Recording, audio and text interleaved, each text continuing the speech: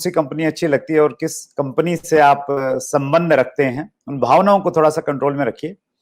आज का हमारा ये एपिसोड बेहद खास होने वाला है, क्योंकि आज जो पर्सनैलिटी हमारे बीच में है वो मल्टी टैलेंटेड है।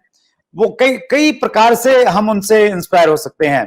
इंस्पायरेशन की पहली वजह यह है कि वो डायरेक्ट सेलिंग में एक अचीवर हैं। दूसरी वजह यह है कि वो वुमेन होने के साथ इस बिजनेस को बहुत अच्छे लेवल पे कर रही हैं। तीसरी इंस्पायरेशन की वजह यह है कि वो न्यूट्रिशंस हैं और डाइटिशियन हैं। उन्होंने उस बारे में उनके पास में बहुत सारा ज्ञान और अनुभव है। और चौथी चीज ये है कि वो यंग है और बहुत सारा यूथ हमारे साथ में जुड़ा हुआ है, वो उनसे इंस्पायर हो सकता है। सो बगैर विलंब के हम इनवाइट कर रहे हैं, बॉम्बे से हमारे साथ में जुड़ी हुई हैं आफरीन मेमन। आफरीन, आपका बहुत बहुत स्वागत है चैट विद सुरेंद्र वत्स में। बहुत बहुत धन्यवाद सर आपका, और सभी दर्शकों को मेरा प्रेम पूर्वक नमस्कार, सत श्री अकाल, आदाब। और बहुत सौभाग्यशाली हूँ सबसे पहले तो कि आज मुझे इस प्लेटफॉर्म पे आने का अवसर मिला। एंड सर, आपकी और आपकी पूरी मैनेजमेंट एंड टीम को बहुत दिल से धन्यवाद मेरा कि इतना बढ़िया कंट्रीब्यूशन आप डायरेक्ट सेलिंग इंडस्ट्री के लिए दे रहे हैं। तो एक सैल्यूट है मेरी तरफ से कि आप इस इंडस्ट्री को ग्रो कराने के लिए इतना योगदान दे रहे हैं। तो I am really very proud and honoured today कि आपके साथ बैठने का अवसर मिला sir. Thank you so much Afreen. सबसे पहले मैं हमारी ब्रांड एम्बेसडर हैं मधु सुधी, उनको मैं थैंक्स करना चाहता हूं। तो उन्होंने आपसे संपर्क किया और आपने उनके अनुरोध को स्वीकार किया, तो मधु का थैंक्स मैं करना चाहता हूं। और हमने आपका कमिंग सून का इंटरव्यू डाला था, तो बहुत सारे व्यूअर्स ने बहुत उत्साह के साथ में कुछ कमेंट्स किए हैं, तो वो मैं पढ़ना चाहता हूं। सोनम कुमारी ने लिखा है, I am so excited. Salman Ansari लिख रहे हैं, तमाम बंधनों को तोड़कर डायरेक्ट सेलिंग की शेरनी आ रही है। मोहम्मद इरफान लिखते हैं, वार्म वेलकम मैम। राजकुमार ने लिखा है, amazing madam, I am very excited. Adarsh Sen लिखते हैं, सबसे खास होने वाला है ये एपिसोड क्योंकि एमएलएम की शेरनी आ रही है। जहीर क्या बात उद्दीन है। लिखते हैं, वाह, मजा आने वाला है, क्योंकि अगर महिलाएं डायरेक्ट सेलिंग को समझ जाएं तो हमारा काम आसान हो जाएगा। और महिलाएं महिलाओं की बात सुनती हैं। तो हमारे पूरे व्यूअर्स बहुत एक्साइटेड हैं आपके आने को लेके। और ये जताता है कि चूंकि आपका अपना यूट्यूब चैनल है और आप बहुत एक्टिव रहते हैं सोशल मीडिया पे, लोग आपसे इंस्पायर भी हो रहे हैं और बहुत मोटिवेटेड हैं, बहुत प्यार करते हैं आपको लोग। थैंक यू सर, मेरा सौभाग्य है, लोगों का प्यार ही है जो मैं अपनी लाइफ में आज जहां भी हूँ, सारा श्रेय इन्हीं को जाता है। अगर इनका प्यार और आशीर्वाद ना हो तो मेरा आई बिलीव कुछ अचीवमेंट हो भी नहीं सकती। So I am very thankful to each and everyone. Thank you so much. हम लोग आगे बढ़ते हैं। आफरीन, सबसे पहले हम आपकी थोड़ी बैकग्राउंड के बारे में जानना चाहते हैं। उसके बारे में बताइए। और मेरा ये मानना है कि हमारी जो स्टोरी है, उस स्टोरी से जो मोटिवेशन मिलता है और जो एक रिलेट हम लोग कर पाते हैं, वो सबसे बड़ा एक फैक्टर होता है, स्पेशली डायरेक्ट सेलिंग की अगर हम बातचीत करें। तो अपनी बैकग्राउंड के बारे में बताइए और इंस्पायर कीजिए हमारे व्यूअर्स को। श्योर। जैसे कि आप सभी जानते ही है कि मेरा जन्म मुंबई महाराष्ट्र में हुआ। और मैं वैसे basically born and bottom Mumbai हूँ। और मैंने अपनी एजुकेशन से लेके सारी जो अपनी एजुकेशन है, ये सारी चीजें मैंने बॉम्बे में ही की। और जैसे कि सभी लोग नॉर्मली एक पुअर बैकग्राउंड फैमिली से या मिडिल क्लास फैमिली से होते हैं, लेकिन मैं हमेशा ये बात एक्सेप्ट करते आई हूँ, और वो भी बहुत प्राउडली, कि मैं एक लोअर मिडिल क्लास फैमिली से हूँ, जहाँ पे आपको रोज स्ट्रगल करना पड़ता है कि आज आपके पास खाने के लिए होगा या नहीं होगा, या अगर आपको आज का दिन गुजारना है तो आपको उसके लिए आज एफर्ट्स लगाने पड़ेंगे, मेहनत करनी पड़ेगी। मतलब सेविंग्स, ड्रीम्स, डिजायर्स, ऐसी कोई भी थॉट प्रोसेस थी ही नहीं। लाइफ इतनी स्ट्रगलिंग मेरी रही है। एंड बहुत ही कम एज में मैंने पैसे की वैल्यू आप कह सकते हैं, या फिर लाइफ में लाइफ का वैल्यू क्या है, ये बहुत ही कम एज में मुझे समझ में आया और सीखने मिला। मैं बेसिकली ये कहूँगी सर कि जब मैं 8th स्टैंडर्ड में थी, अब मुझे याद आ रही है वो बात, आपने थोड़ा-सा इमोशनल बात छेड़ दी है। सो मुझे अब याद आ रहा है कि जब मैं 8th स्टैंडर्ड में थे, तब मेरे पापा का एक एक्सीडेंट हुआ था, और वो बेड रेस्ट थे।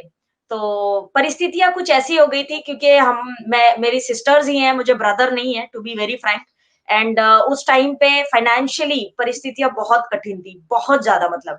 तो आप समझ पा रहे हैं कि एजुकेशन लेना भी एक ना के बराबर हो गया था कि एजुकेशन मुझे 10th के बाद भी मैंने एजुकेशन मुझे ड्रॉप करना पड़ा। बहुत सोचने के बाद, बहुत सारे सपोर्ट के बाद, बहुत कुछ करने के बाद मुझे आगे कंटिन्यू करने का मौका मिला। मैंने कॉलेज जो अपनी की वो अपने जॉब के साथ-साथ क्योंकि मेरे डैड उस टाइम पे अफोर्ड नहीं कर पाते थे। तो मैंने अपनी जो कॉलेज वगैरह पढ़ाई की, ये सारा कुछ मैंने जॉब के साथ-साथ अपनी एजुकेशन कंप्लीट की है। क्योंकि मेरे लिए बहुत इम्पोर्टेंट था education what I believe is भले ही लोग एजुकेशन को महत्व दें या ना दें बट मुझे लगता था कि एजुकेशन इज़ वेरी इम्पोर्टेंट। तो एक ऐसी फैमिली से मैं हूँ जहाँ पे बहुत ही परिस्थितियाँ कठिन, फाइनेंशियली वीक और आपके पास कोई पर्याय नहीं क्योंकि कहते हैं ना पैसा आता है तो रिश्तेदार भी बहुत आते हैं। सो उस टाइम पे सिचुएशन तो ऐसी थी कि अपना कोई था या नहीं ये पता ही नहीं था। लेकिन मैंने फिर बहुत सारे 8th स्टैंडर्ड से मैंने करीब-करीब मेरी एज आई बिलीव 13 या 14 होगी, तब से मैंने बाहरी दुनिया देखनी शुरू कर दी और तब से मैंने छोटे-मोटे काम करने शुरू करे बिकॉज़ कि मुझे जॉब तो नहीं मिलता था because I was not qualified 10th भी पास नहीं थी, एज भी अंडर एज, तो बहुत ज़्यादा जॉब-वॉब करने भी कहीं पे मिलता नहीं था। तो छोटे-मोटे जो लेबर वर्क आप सोच सकते हैं, जो मुझे लगता है कि फीमेल्स शायद सोचती हैं कि यार ये लेबर वर्क है, वो छोटा काम है ना? ये सारे काम जो है बहुत सारी महिलाएँ नहीं करती हैं या उनकी थॉट प्रोसेस ऐसी होती है कि हम ये चीज़ें जो है नहीं कर पाएँगे। लेकिन मैंने लेबर वर्क बहुत किए छोटे-मोटे क्योंकि रोज़ के 100-200 रुपए कमाना मेरे लिए बहुत अनिवार्य हो गया था, परिस्थितियाँ ऐसी थी। तो ऐसे करते-करते मैंने अपना एजुकेशन कंप्लीट किया, बहुत स्ट्रगल से आगे आए और 10th कंप्लीट होते-होते समझ में आ गया कि लाइफ में पैसा इज़ वेरी इम्पोर्टेंट। अगर आपके पास लाइफ में पैसा नहीं है, तो क्योंकि इंसान जन्म से मृत्यु तक पैसे पर ही जीता है। ये जीवन का सत्य है, लोग माने या ना माने। तो ऐसे बैकग्राउंड से मैं हूँ और मेरे जो मम्मा है वो हाउसवाइफ हैं, सिस्टर्स एजुकेशन लेते थे उस टाइम पे। अभी तो खैर ऊपर वाले की दया से सभी लोग सेटल्ड हैं, बहुत अच्छा बैकग्राउंड हो चुका है and father is also involved in good profession. So सभी चीज़ें हैं और एजुकेशन को लेकिन मेरी फैमिली में हमेशा महत्व दिया गया है। मेरे डैड उन फादर्स में से हैं जो एजुकेशन को इम्पोर्टेंस देते हैं क्योंकि मेरी मॉम एंड डैड दोनों ही एजुकेटेड हैं, लकीली। सो बहुत ही अच्छा एक प्लस पॉइंट था मेरे लिए और थोड़ा-सा माइंडसेट है कि I belong to Muslim community and I belong to ऐसी फैमिली जहाँ पे आप को पढ़ने के लिए परमिशन तो है, लेकिन अफोर्ड नहीं कर पा रहे हैं। तो मुस्लिम कम्युनिटी, फीमेल्स एंड बहुत सारे थॉट प्रोसेस ऐसी फैमिली से मैं हूँ। तो यस वहाँ से निकलने के लिए बड़ा स्ट्रगल रहा है मेरे लिए। क्योंकि सबसे पहले तो लड़ाई घर वालों से ही करनी पड़ती है बिकॉज़ कि आपने निर्णय लिया है कि अब आप कुछ करेंगे। सो ये सारी परिस्थितियाँ रही सर फिर कंप्लीट किया मैंने एजुकेशन एंड एजुकेशन के बाद बहुत सारी जॉब के लिए स्ट्रगल किया और कॉर्पोरेट सेक्टर्स में भी बाद में अपॉर्च्युनिटी मिली। पहले बहुत सारे छोटे-मोटे काम किया है। आई स्टिल रिमेंबर एक जॉब के लिए मैंने अप्लाई किया था। मतलब it was not a job basically but ज़रूरत थी मेरी उस टाइम। तो मैंने एक सैंडविच वगैरह बनते थे I don't remember the brand अभी। तो वहाँ पे मैंने ट्राई किया कि यार चलो कुछ छोटा-मोटा ही काम मिल जाए ना 5-6 हज़ार की तनख्वाह में चल जाएगा। क्योंकि एजुकेशन तो उस टाइम पे उतना था नहीं। तो उस बंदे ने तक हमें रिजेक्ट कर दिया था बिकॉज़ कि उसका ये बिलीव था कि हम सैंडविच भी नहीं बना सकते हैं। इतनी भी काबिलियत हमारे में नहीं है। तो वो उस व्यक्ति ने हमें रिजेक्ट कर दिया। तो ऐसे जॉब के लिए चल-चल के जाना, लॉन्ग लॉन्ग ट्रैवल करना और चलते रहना, बसों के भी पैसे नहीं होते थे।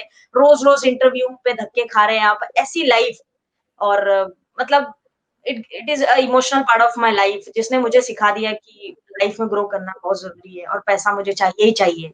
ये स्ट्रगल मैंने देखा और फैमिली को पीड़ित देख के तो वैसे भी इंसान आपको पता ही है सबसे बड़ा इंस्पिरेशन हमारे लिए हमारा परिवार होता है।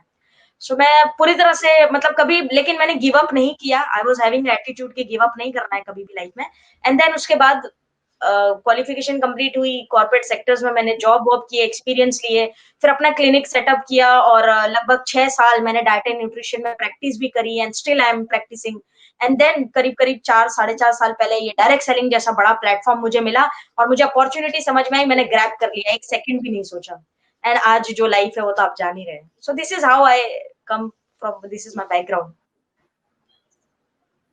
दैट्स ग्रेट, वंडरफुल, बहुत इंस्पायरिंग है आफरीन, जो आपने स्ट्रगल किया।